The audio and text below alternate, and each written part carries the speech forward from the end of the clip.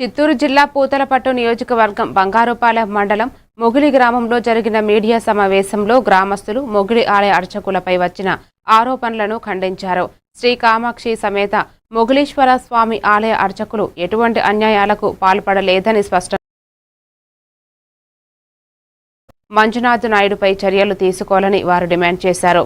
ఆలయ అభివృద్ధిని అడ్డుకునే విధంగా తప్పుడు ఆరోపణలు చేయడం సరికాదని గ్రామస్తులు పేర్కొన్నారు. ఆలయ సాంప్రదాయాల ప్రకారం పూజలు యథావిధిగా కొనసాగాలని, భక్తుల మనోభావాలు దెబ్బతినకూడదని వారు అభిప్రాయపడ్డారు.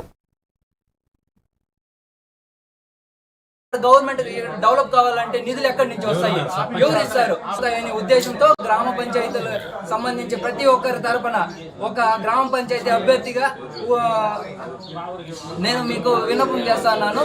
మా మొగిలి గ్రామ పంచాయతీకి జరిగేటటువంటి ప్రతి ద్రోహాన్ని మీరు ఖండించి ప్రతి అధికారి పెద్ద అధికారుల వరకు తీసుకెళ్లి మాకు న్యాయం జరగాలని మేము కోరుకుంటున్నాము.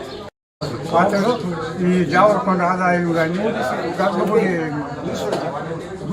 గాలిగోపురము యొక్క ఆదాయం కానీ దానిపైన వసూలు చేసి మొత్తమే దానికి ప్రజలు లెక్క పెట్టే గుడి మాన్యము లేబర్ వేసిందేదో దాని అమౌంట్ అన్నీ చేస్తామనేది అతనే ఊరికి 500 రూపాయలు.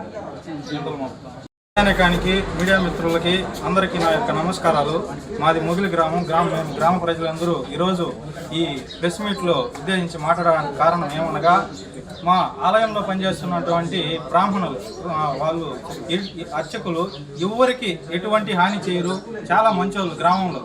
అలాంటి వ్యక్తి పైన ఒక మంజునాథ్, దేవపత్ని మంజునాథ్ అనే అతను ఈ ఆలయంలో వాళ్ళని చెడు మాటలతో దూషిస్తూ వాళ్ళ మీద తప్పుడు అర్జీలు పెట్టారు.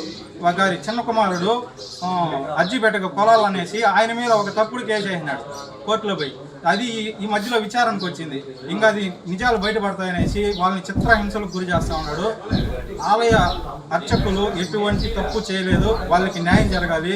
ఈ విధంగా ఆ బాధతోనే మేమంతా ఇక్కడ భూమికి ఉన్నాము. సమస్యలు